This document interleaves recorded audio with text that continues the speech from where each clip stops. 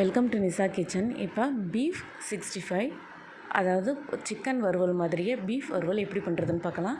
அதுக்கு பீஃப் கறியை வந்து சின்ன சின்னதாக கட் பண்ணி வச்சுக்கோங்க.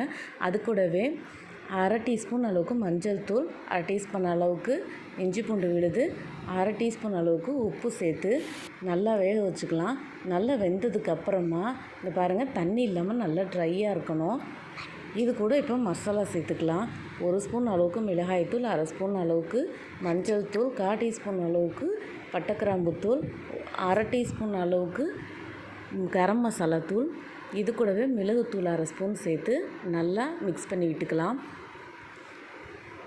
பாருங்கள், நல்லா மிக்ஸ் ஆனதுக்கப்புறமா கருவேப்பிலை சேர்த்துக்கலாம். கருவேப்பிலையும் சேர்த்து நம்ம வறுக்கும்போது நல்லா வாசமாகவும் சூப்பராகவும் இருக்கும். பாருங்கள், கருவேப்பிலை சேர்த்து நல்லா மிக்ஸ் பண்ணி விட்டுக்குவோம். இப்போ மிக்ஸ் ஆனதை ஒரு அரை மணி நேரம் நம்ம ஊற வச்சுக்கலாம். அந்த மசாலா எல்லாமே அந்த கறியோடு நல்லா செட் ஆகணும். இதுக்கப்புறம் நம்ம வறுக்க ஆரம்பிச்சிடலாம். ஒரு பேனில் கொஞ்சமாக ஆயில் சேர்த்து நல்லா ஆயில் சூடானதுக்கப்புறமா நம்ம ஊற வச்சிருந்தா இந்த பீஃபை எடுத்து நம்ம பொரித்து எடுத்துக்கலாம். பாருங்கள், எண்ணெய் நல்லா சூடாகிடுச்சு. பீஃப் நல்லா பொரிய ஆரம்பிச்சிருச்சு.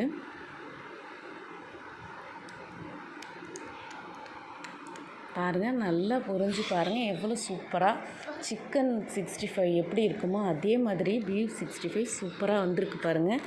இதே மாதிரி நீங்களும் வீட்டில் ட்ரை பண்ணி பார்த்துட்டு எப்படி இருக்குன்னு கமெண்ட் பண்ணுங்கள். உங்களுக்கு இந்த வீடியோ பிடிச்சிருந்துன்னா லைக் பண்ணுங்கள், ஷேர் பண்ணுங்கள், சப்ஸ்கிரைப் பண்ணுங்கள். தேங்க்யூ.